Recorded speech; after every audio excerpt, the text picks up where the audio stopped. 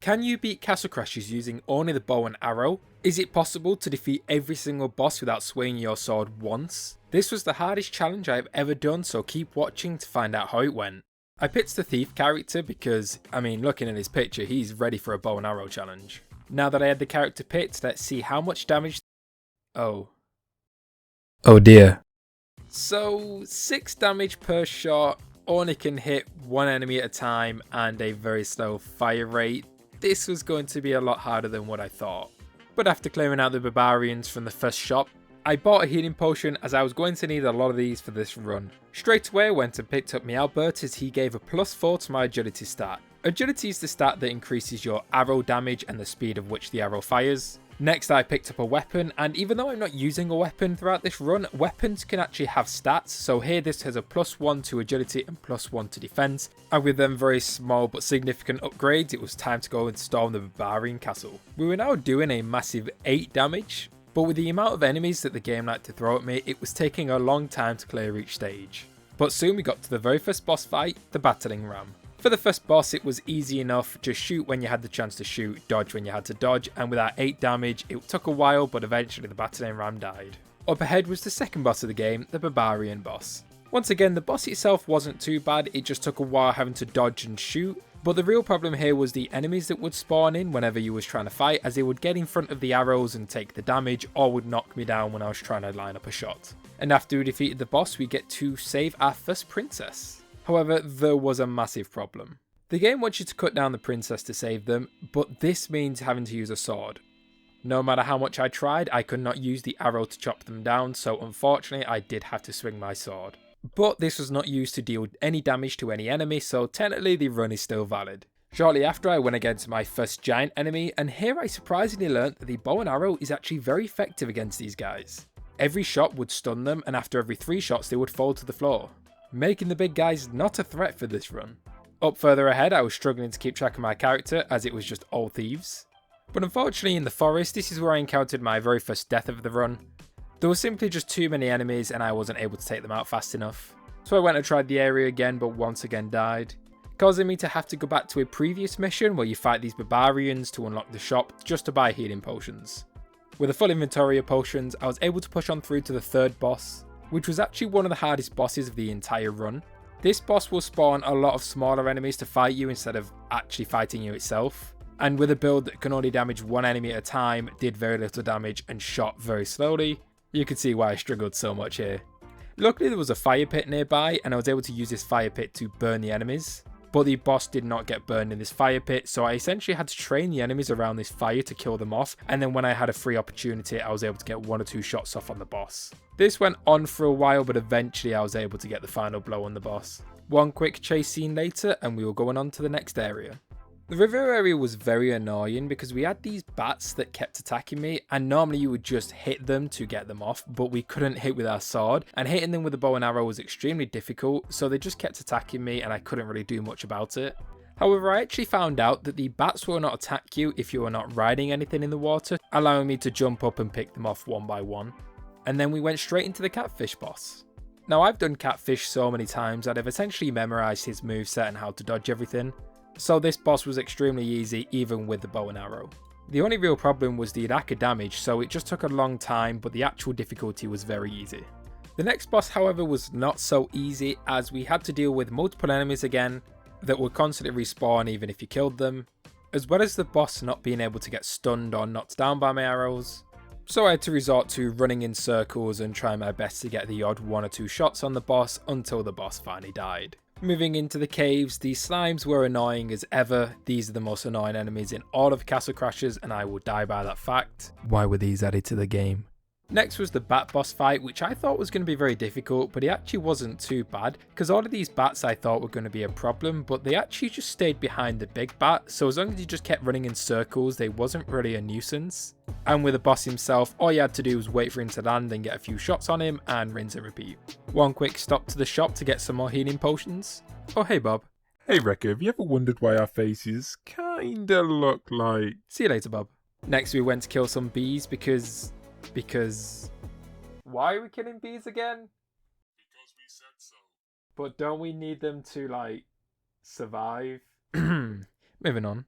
Next boss was not too bad. I normally struggle on this boss because this is where the difficulty really ramps up, but he actually stunned with every arrow that I shot, so as long as you keep him stun knocked, it really isn't a difficult fight. And that can be said for the next boss fight too, as once again, as long as you just keep shooting arrows at the boss, he couldn't really do anything. But soon we find ourselves in another cave. Wait, cave? Does that mean... At this point I was running low on health potions, but I realised that you could actually destroy these mushrooms. If you use the shovel tool here, you can actually destroy them without swinging your sword, so hey, free healing. And after facing my most difficult enemy yet, Wally Invincible, I was quickly onto my next boss fight. Like with Catfish earlier, I'd done this boss so many times that I'd pretty much memorised his pattern, so he really wasn't difficult. It was once again just a case of getting in your shots when you could and dodging his attacks in between. And with that boss defeated, that was the second princess saved. Moving on. Next was the volcano part of the game, and this is where things kinda get a little iffy. So a new mechanic is introduced with these sandwiches which will make you big and strong, and this is introduced through a boss fight which can only be defeated using these sandwiches. That is right, we've got a boss that can only be damaged via this sandwich mode. So for anyone watching who wanted the answer of can you beat Castle Crashers with only the bow and arrow, then the answer is no. You cannot beat Castle Crashers with just the bow and arrow. You can now click off the video and thank you for watching. But for all you amazing people that decided to stay, we swiftly moved on to the next boss, which I would say is the second hardest boss in this entire run. Not only did I die here, causing me to have to rerun through the entire area again just to get back here, but this boss was not a fan of arrows. I don't think the creators of the game expected anyone to defeat this boss with only a bow and arrow, as it wasn't really connecting. The arrows would just fly past the boss or would do this weird kind of like drop. But I figured out if you stand in this specific spot right here, you can sometimes get an arrow to hit. It wasn't always consistent, but with enough persistence, I was able to chip away at the boss's health, defeating him with only the bow and arrow. Another quick stop at the shop to get some more healing Hey Rekka, why does your face kinda look like mine? Next, however, was the Industrial Castle, regarded as one of the most difficult areas in Castle Crashers. However, at this point, I'd been leveling up agility quite a lot to the point where my bow and arrow was firing very fast and doing very good damage. So as long as I kept my distance from the enemies, it was actually a pretty good build. And same can be said for the boss, as this was actually the easiest time I'd had with this boss fight on any character so far. Since for this boss fight you had to rely a lot on doing range damage, and since my entire build is built around range, I did not struggle at all. And one quick boat trip across the ocean, and I was in the desert area. Now this part of the game is actually my least favourite in all of Castle Crashers because of these creatures. But once again, having a very strong range build made it very easy. The only part that was very annoying was the alien ship boss battle. See, the only drawback to this build now is that when you jump you can only shoot one arrow. On top of that, there was a lot of recovery time as well once you landed. This meant for this build to be optimal, you had to stay on the ground. However, when you were fighting two UFO boss battles that are in the sky, it went a little slower than I would like.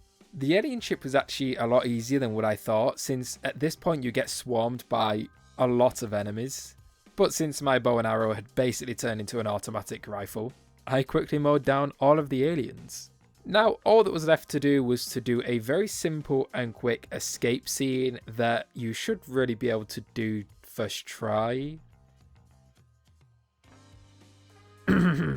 As I was saying, you should be able to get past this part first try. Oh, for the love of God. I made it successfully inside of my escape pod. First try. And quickly made my way through the desert area. No, I mean quickly. My character was very fast at this point. Who even needs a camel ride when you run faster than the camel? Now at this point, I could really see just how strong this archery build was, as I was able to juggle enemies with just the bow and arrow. Yet, juggle them. Is this an optimal build? Is this a thing?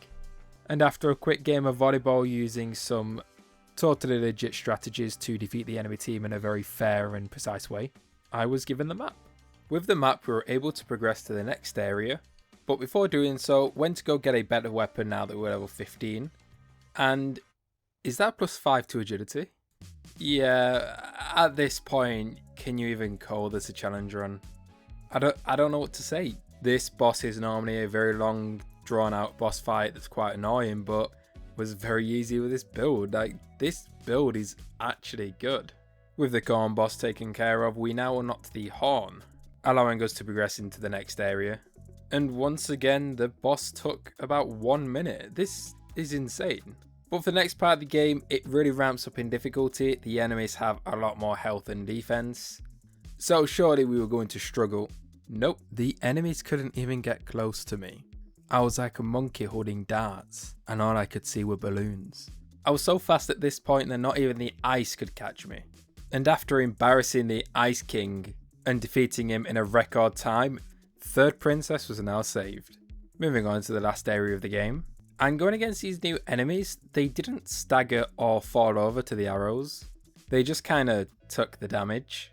And after being hit with 1,000,000 arrows in a nanosecond, would eventually just fall over. Oh hey, here's a boss fight that relies purely on keeping a good range from the enemy. I wonder how this one could go. Next up was round 2 with the groom and his golem, because after crashing his wedding, we also had to crash his funeral. Maybe that's why the game's called Castle Crashers. But this boss fight went exactly how you expected, get the damage in when you could, and then run around in circles. At this point we essentially had a machine gun and was extremely fast. This build was insane. In the third boss fight, after violating all of the enemies, I actually had a semi-decent challenge. I couldn't just melt this boss as he was very aggressive, and he constantly made sure to stay close to you, so a range build wasn't optimal. But with how fast I was able to fire off the arrows, it was very easy to block his damage and then shoot a couple of arrows off. So yeah, the only boss that actually took longer than a minute. And this brings us on to the final boss of the run. For phase 1 of the boss fight, it was simple enough, just avoid the crystals and then damage them when they landed. For the second phase, when the boss had a blue shield, you could only damage him with magic, and then red shield phase we were able to get a few shots off with a bow and arrow, and was a simple enough rinse and repeat. For the boss's third phase, he went and floated in the air, my one and only weakness, so this was actually a interesting challenge, as I was no longer able to rapid fire and had to jump and get one shot off at a time. So this phase really slowed down the pacing of things, as I could only shoot once, but given some patience, the boss finally fell. And finally we was able to open the So after all of the easy bosses, the game had to humble me and put me up against a really difficult part of this boss fight, as I was now having to jump to only get one arrow off at a time, whilst also having to avoid the 2 enemies on the floor. And if that wasn't bad enough, the hitboxes on this boss were awful. And I mean awful. For some reason, the arrows just had a mind of their own and would decide if they wanted to hit or not. There was no certain spot I could stand in to guarantee an arrow hit, which made this the hardest boss in the entire run. And after a lot of missed arrows, I unfortunately died. However, since I was level 20 now, I was able to upgrade my weapon once more, and again I found a weapon with a +5 agility and +3 resistance. And I also decided to retire Meowbert. He's carried us through this entire run from start to finish, but unfortunately couldn't help me, as jumping would only let me shoot 1 arrow at a time, so the extra agility didn't really help. Thank you Meowbert, your service will be remembered. To take over this hero, we recruited Ramming Ram, as he would help take care of the 2 enemies on the floor by knocking them over, giving me a bit more opportunity to get damage on the boss. For my second attempt, I'm not sure what happened, but the hitboxes were even worse this time. But for what felt like an eternity, I was able to get that last arrow to bring him down. And finally we can set... Oh, there's more. For some reason, I was really struggling to hit him during the floating ball phase compared to the original one. And I'm not sure, it felt like he was even further up this time. I'll put the 2 fights side by side and see what it's like whilst editing this video, but he definitely was harder to hit. This took a long time. But once again, after an eternity, we was able to bring him that there's one more phase. Now for this phase, he was on the ground, but he would also do an attack which would see him go in the air to shoot meteors down. So luckily it wasn't too bad this final phase, as I was able to get a few shots on him whenever he would land. And after a lot of patience, we finally defeated the final boss for good. I stored his sword, crystal and his girl and rode it all the way back to the castle. Back in the castle, me and my fellow comrades celebrated my success. Even Meowbert was enjoying retirement. Meowbert, you got us through it. And after showing a different thief what a true archer build looks like, I was finally able to end this run.